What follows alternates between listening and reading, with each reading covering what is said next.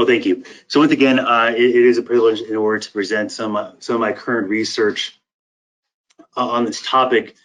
And what I've quite been working on for many years is the application of traditional criminological theories to different forms of cybercrime offending and victimization. And that kind of gets me into what I want to talk to you today about neutralizing cybercrime. Is that when we look at the history of what we've been doing for the last 20 years of applying traditional criminological theories to both offending and victimization, we see quite a bit of research on this theoretical application, but only really looking at a few theories. I think many of us are familiar with the quite a big body of research on routine activities theories and various forms of cybercrime victimization. Normally, we're seeing that different online behaviors, different forms of guardianship are related to different forms. There has been a lot of testing of general theory of crime or low self-control, and usually it's significantly related to every single type of cybercrime offending you can think of. Social learning theory is probably the most widely tested theory regarding cybercrime offending, and just like we see in the traditional theory, just the traditional literature, we do see that most measures of social learning theory are significant. General strain theory is generally only tested of cyberbullying. And then we get to the last two things I wanted to actually talk about more in depth today, and that's the deterrence theory, but also techniques of neutralization. When we look at a lot of our theories, every one of them does have policy implications. Not all of them have implications for the criminal justice system. Some of them have more to do with how maybe we can change programs for youth. But deterrence theory is the one that has probably the most policy implications forward regarding how we can change legislation, but also change the sentencing that goes along with it. But as we're going to see on some of these future slides, I don't really think that deterrence theory has the best path forward for us in order to try to deter or prevent many different forms of cybercrime offending. And that's really why I want to present on techniques of neutralization today, because I really think that this is a body of literature that has received some empirical testing, but not enough. But I also think it's really where we can make the greatest strides for the next several years regarding trying to improve policies at a national level, but also the different types of programs we can put into our schools in order to try to prevent different types of cybercrime offending. So that's the driving force behind my current research, is I really do think that a lot more of our research needs to be more theoretically informed. Some of our theories testing does have policy implications, but quite often it's the thing that we add a few paragraphs on at the end of our papers. It's not really the heart of the paper. Right now, criminologists, I just don't think are making a big enough impact in the policy arena, and I hope we can. And we even see that in all of the research that we've done, myself included, on social learning theory, where we focus so much on deviant peers, but not so much on definitions, rationalizations, attitudes, values, the things that people believe, the things that we can probably change more easily over time than actually trying to get kids to not hang out with other delinquent youth. And then there's also, once again, the big issue that I've mentioned regarding the challenges of deterrence in cyberspace. That if there is one theory that applies the most to the criminal justice system and how maybe we can make changes, it's deterrence. But I think that the literature on deterrence theory, not only in the traditional literature, but also in the cybercrime literature, clearly shows that there are some major issues.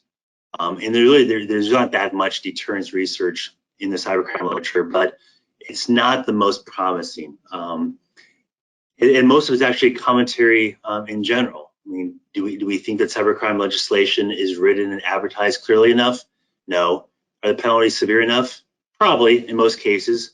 Whether it's enforced is a different issue, but generally the penalties seem to be pretty significant, especially in the U.S. Are the penalties advertised enough? No.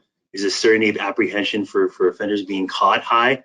Not in the least bit. So, when we look at the ideas that are the most important for deterrence, which is the certainty of apprehension, we see that deterrence is quite low in cyberspace. And so if you look at a lot of the research of David Maimon and others, he does find some evidence for deterrence theory, but it's in very, very specific situations under very specific circumstances that doesn't apply, I think, the best to very general policy formations.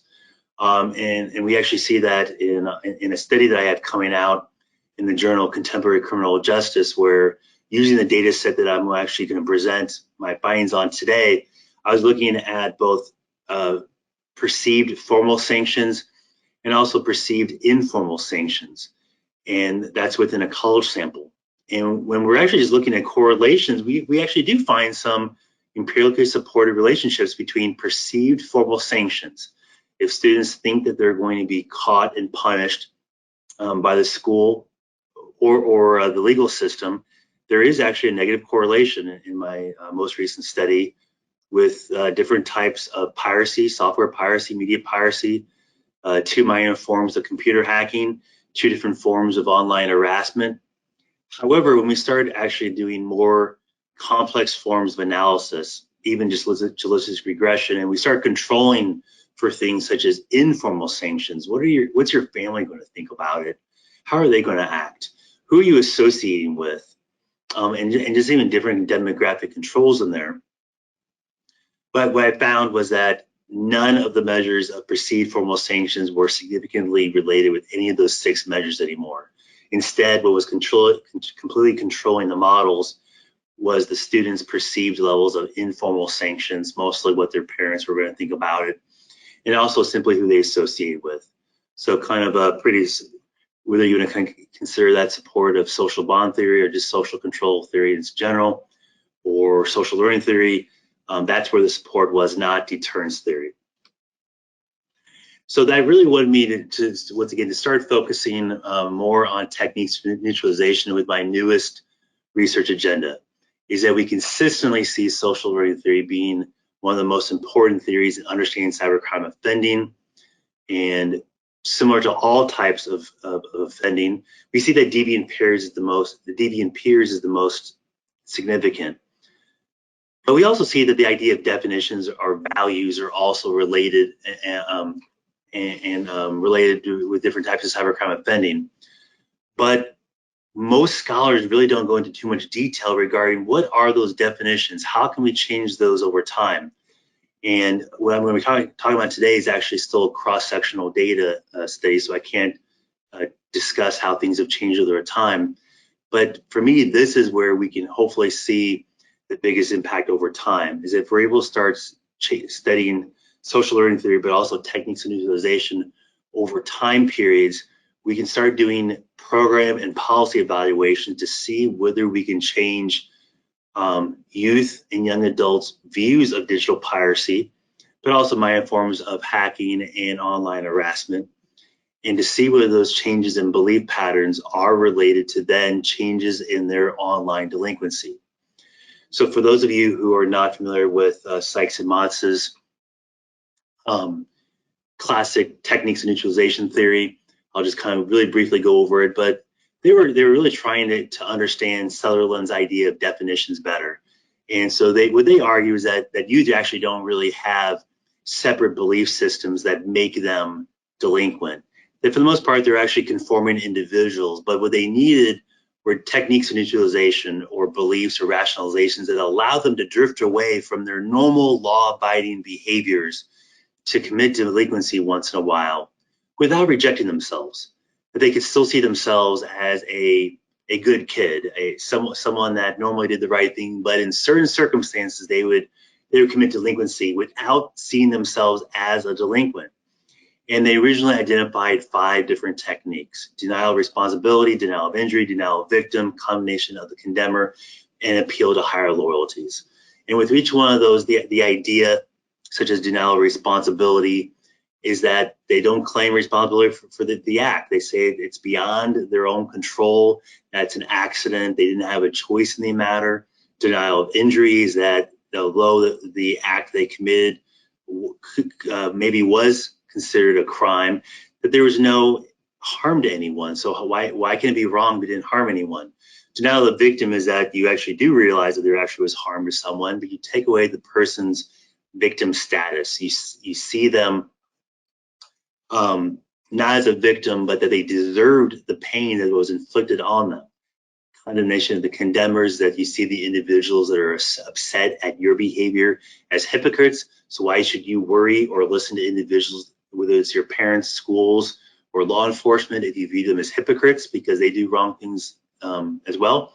And also appeal to higher loyalties, that you recognize that what you possibly did was wrong, but that your priorities to actually others, possibly your family, your peers, is more important than simply following the law. And when Marina and Copes basically did their 50-year summary of techniques of neutralization theory, they found that there was generally pretty strong support for this theory, looking at many different types of delinquency. And over the last several years, there is a growing body of literature regarding techniques of neutralization in cybercrime. And for those of you interested, you can look at Brewer et al.'s chapter on this. They do a good job of summarizing this literature. It's in the Palgrave Handbook of International Cybercrime and Cyberdeviance that I and Dr. Holt recently co-edited in there. So, and in there they do summarize quite a bit of literature on here. But what we normally see is that most of these studies, I'm going to briefly go over on my literature review, most of them only look at one form of cybercrime in their study. They don't really do a comparison and contrast. And that's what I want to do in my study that I'm going to present today. And because I really make sure we have time to go over the results and discussion, have time for questions, I'm not going to go over all this literature in depth, but I did want to at least provide it for you here quickly, but also on PowerPoints to open up for questions at the end, or for those of you so you at least have some citations to look at some of this literature. But what we see is that for each of the original 5 techniques that Sykes and Motz identified, there is a very clear theoretical link between each one of those in cybercrime, particularly when we look at digital piracy, which is the focus of what Fernando said that this kind of working group and seminar is focusing on, is that we see that youth quite often will say regarding digital piracy that there's such an ease of access, or they weren't aware that it was illegal, or software might be too illegal or too costly, so therefore they can't be held responsible for why they did this. And so we do see several scholars who have linked denial of responsibility with digital piracy, hacking, and also cyber hate. We see the same things with denial of injury and denial of victim, that a lot of digital pirates argue that there's no financial harm that was done, or the corporations can afford the cost of it, so therefore there's no true harm.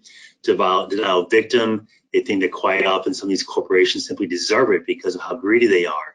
Or when it comes to hackers, they believe that maybe some of these corporations deserve it because of how bad their security is, or they're holding information that the hackers should have access to. So we should not view them as victims.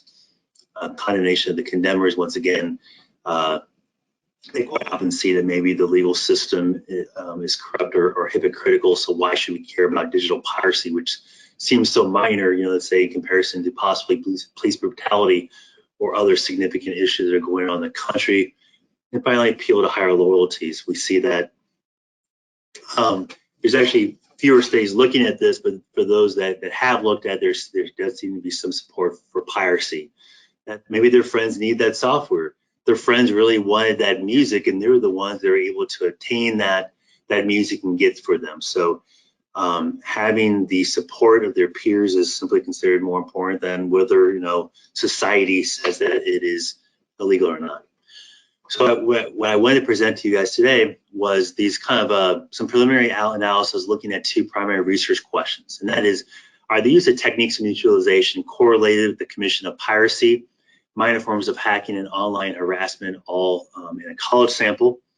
That way, once again, we're not looking at these things in different studies, but all within the one studies, we can kind of compare coefficients to see some similarities. And that brings us to the second one: is, are the use of techniques of neutralization consistent across cybercrime types? Are we going to find that one technique of neutralization may be more important for one cybercrime type, but not the others? And my hope is that when we're doing these, maybe we can actually create general enough policies that we don't have to create very specific programs for just digital piracy or hacking or online harassment. Maybe we can actually tap into general beliefs, general behaviors that if we're able to change youth's views on a few ideas, we'll see impacts in many different areas. Or we might find the exact opposite. Maybe we have to create very tailored programs to only deal with digital piracy or different types, because maybe there's not as big of overlap as we might expect. So my study is provided on, as I said, a college sample in a large regional university in the U.S. There's a paper survey, not Qualtrics, not MTurk, but simply a paper survey of undergraduates that took large introductory courses such as Introduction to Sociology or Introduction to American Government that are required courses for everyone at the university. And the dependent measures are looking at 6 different behavior types. And that is looking at 2 forms of digital piracy over the last 12 months, whether they've knowingly used or made pirate copies of software. So less than 1 in 5 students reported they did this over the last 12 months. Whether over the last 12 months they knowingly used or made pirated media, music or television or movies. It does not break it up. It's just one question, so it does not break it up between music and television. And we see that slightly half of them report that they did do this. It's very possible the other half are simply lying, but the 54% did report that they did participate in digital piracy over the last year. And then we see 2 forms of minor hacking, which is attempting to guess another person's password. About a quarter of them, or actually accessing their account or files without their knowledge in order to look for files, down at 16%. And then 2 different forms of online harassment, which actually I thought the percentages were quite actually low, considering that we would think that quite often students would actually use social media to possibly say mean or disparaging comments to others. But the reason I think that the percentage is kind of low is that the word threatening is in there, and threatening definitely brings it up to a higher level. So although it says mean or threatening message, I think once someone actually sees the word threatening in there, the student is probably thinking that maybe they've said some rude or nasty things, but what they say was actually not at the level of threatening, where maybe someone felt that their physical safety was in danger. So I think that explains the lower percentage of those 2 items, but it means that the students are really viewing those items as pretty significant forms of online harassment, or really saying something that people could perceive as being a threat to their safety. So in this study, I have 11 different measures of techniques of neutralization. For different papers, I am looking at larger scales for each one of them. That would include 3 or 4 different items. But for what I'm presenting today, I just chose one item that measures each one of those. One item that taps into the 5 original techniques that Sykes and Matza examine, and also 6 other measures. Excuse me, 6 other techniques that people have been identifying in the literature. And there are many other techniques that scholars have identified in the literature, including some ones that people are finding that possibly only apply to cybercrime. And some of these are the defense of necessity, the metaphor of the ledger, which is that people started weighing the good and bad they've done over their life, and realize that maybe they've done some wrong things, but it's okay because the things that they do are good actually outweigh the bad. Just denial of the necessity of the law, which actually is very close to the idea of beliefs in Sutherland's theory. Diffusion of guilt, the idea that it can't be that wrong if most people are actually doing it. Claim of entitlement, and also justification by comparison, that you're saying it's wrong, but it's not as bad as a lot of other bad things I could be doing, so basically get off my back. So I have one item for each one of those, so therefore there's only one measure in my analysis. The reason that I put 3 of those in red, that wasn't an error. The reason I put those 3 in red is because those are the only 3 items that are really are actually very computer focused. You might notice the other ones are general, they're broad. I did that on purpose because I wanted the measures to be ones that we've used in the literature to study traditional victims or traditional offending, but that they weren't computer focused. That way, when I started doing more analysis, also looking at whether techniques and utilization apply to cybercrime offending, I can also do the same analysis to see whether they're equally applying to just a traditional delinquency. However, for those three I put in red, you'll notice that they are computer focused, because that's why I simply had my survey, and I'm not able to measure those with a non-computer related measure. So we should keep those in mind when we start looking at the results, that if any of those show stronger relationships with cybercrime offending, we don't know whether it's the technique itself or whether it's because I had to use measures that were more cybercrime related. So what I did at first was looking at correlations to see how those 11 measures are correlated with the 6 dependent measures, over the last 12 months. And we actually, I think, see pretty strong findings that techniques of neutralization are at least significantly correlated with cybercrime offending in a college sample. The reason why I put some of those in yellow is that I just simply wanted to highlight those for my discussion today.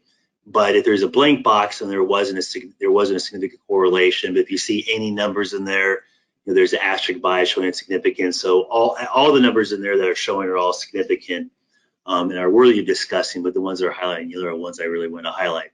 So first, we see denial of responsibility is significantly correlated with 5 of the 6 measures. However, it's actually in the inverse direction. It's correlated in the incorrect theoretical prediction, which sometimes is what we've been finding, such as the research of Smallridge and Roberts. That could be because of just the one item that I used, where it was measuring whether someone thinks their behavior quite often is being due to an accident. So maybe it's not a good measure. Or it really could be tapping into this idea that cybercrime offending just doesn't happen by accident. That when someone pirates software, when they actually are trying to do minor forms of hacking, when they type something mean on social media, it's not happening by accident. It's something that the person actually is making a decision in order to do. So by doing those things, they actually are taking control of their environment, not just that life has happened to them and they had nothing to do with it. So that's interesting that 5 of the 6 are significant, but in the wrong, at least theoretical prediction. We see denial of injury, that all 6 of them, denial of injury is significantly related to all 6 forms of cybercrime offending, including both the digital piracy measures. Denial of victim, once again, is significantly correlated with 5 of the 6. Condemning the condemners is 4. Appeal to higher loyalties.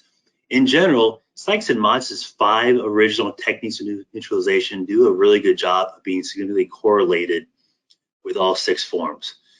The same is not as true when we start looking at some of these other techniques that are identified in the traditional literature that have not received a lot of empirical studies, but they aren't really overly significantly correlated with the 6 measures the 6 dependent measures that I was looking at. 2 exceptions are claim of entitlement, whether someone believes that they're entitled to information on the internet. Well, if that's the case, if they have that belief that they are entitled to information, well, they thought they were entitled to software and media and the ability to hack. And even they thought they had the right to say what they wanted online, even if it hurt other people's feelings. So this claim of entitlement, of believing that you have the right to say what you want in information, possibly seems quite powerful when we're looking at even minor forms of cybercrime offending. And clearly we see that as a driving force in the hacker subculture, but we see this even in a college sample as well. And also justification by comparison.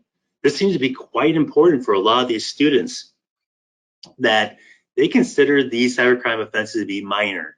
So it doesn't really bother them, it appears to so. And we know this also by my research looking at informal sanctions.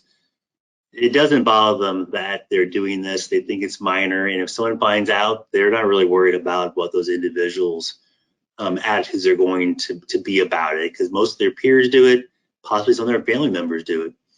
Another thing I wanted to highlight, at least on this correlation matrix, since Fernando had said that the focus really was going to be on digital piracy, I wanted to highlight the column on pirated media although I could have also highlighted the column on pirate software as well, that a lot of the techniques do a really good job of focusing on digital piracy, including metaphor of the ledger and diffusion of guilt, the idea that so many people do this, so why is this a problem? 3, 4, 5, 6, 7, so 8 of the 11 different techniques for neutralization are significantly correlated with digital piracy. So looking at correlation matrices are always fun, but it's also now look at logistic regression models. And for here, I included all 11 techniques of neutralization. I'm also controlling for demographics such as sex, race, year in school, and also computer skill. But it should be noted that although I do have measures in my survey on deviant peers, informal sanctions, and formal sanctions, and that is some of the stuff that some of the models I'm running for analysis and publications for this upcoming year. For what I'm presenting today, for kind of for simplicity purposes and not to overly complex the models, I do not have those some of those other measures in there because I wanted us just to focus on techniques for neutralization. And so with this, we start seeing that some of the measures start falling out when you're controlling for other techniques. That when you're looking at correlations, they all seem to be, or a lot of them actually seem to be pretty important. But when you start controlling for the other techniques, not as much. So once again, the only numbers I included in the models to kind of keep it simpler for us to look at and examine are only the significant odds ratios, and the ones I highlight are just done for my purposes for us to to kind of highlight and discuss. So one thing I wanted to point out was the largest pseudo R² was for pirate software. That although there's only 2 of the techniques that are related to predicting whether a student was likely to pirate software over the last 12 months, that have denial of injury. Once again, they think the corporations are making so much money that if they pirate some software, it's not making a big difference in the world. And also justification by comparison, that compared to all other things they could be doing, it's not that big of a deal. Only 2 of them really jumped out in the models, but yet those 2 have 2 of the largest odds ratios and predict or explain the largest variation in there. So I think that's pretty relevant, especially for what you guys are discussing in your working group. The other thing too is look at the model on pirated media. That the pseudo R² is not the largest and most impressive thing to discuss of all time, but it does have the most techniques that are still significantly related to it, even with all the controlling for it. So it has 4 different techniques still significantly correlated. That's condemning the condemners, this idea that they really don't want to hear about what parents, schools, and the government have to say about their digital piracy, because look at all the corruption, look at all the hypocrites. So I think that when we're starting to move forward, trying to address it, we really have to worry about where the message is coming from. Clearly, the message coming from groups that possibly these students think are corrupt or hypocrites themselves is not a good place for where this message needs to come in order to try to address digital piracy. Defensive necessity is related, but it's actually in the wrong direction. But metaphor of the ledger and diffusion of guilt. Once again, this is something we very quite often see in the literature on digital piracy that's so common among peers that they just don't really think it's that big of a deal. They can't be that wrong, and therefore they're going to keep on doing it. So that might be one way for us to address digital piracy policy and program, is to try to really address this idea of diffusion of guilt. I also wanted to bring your attention to the measures of denial of responsibility. You might remember on the previous slide that they were all correlated in the wrong direction. And on here, we see that in 3 of the models, denial of responsibility is still significantly related with 2 minor forms of hacking and also private online harassment, but it's in the wrong direction. And once again, I think that this is really looking at tapping this idea that people that are even doing minor forms of hacking, it's not happening by accident. They don't feel like they're victims of their circumstances. It's a decision they're making in order to go on there and try to even do these minor forms of hacking. It's showing some rational choice and not a victim status. Denial of victim, I also thought was interesting too. That is only related to the form, but they're both forms of the online forms of harassment.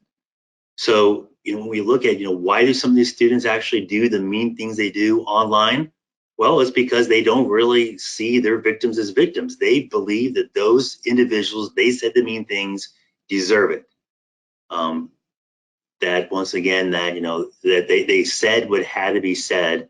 So once again, that's going to be kind of hard to actually create policy around.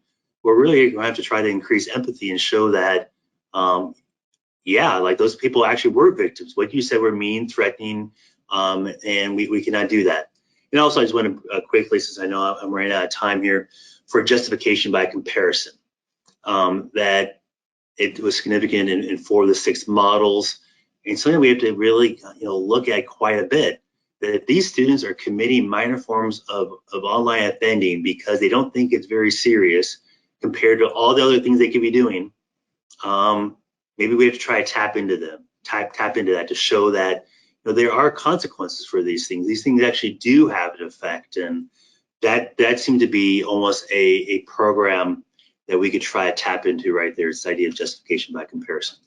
So I know I'm out of time, so I just wanted to at least bring this up just to kind of show you that I do think that this is a direction we want to keep on going down in the future regarding for policies and programs.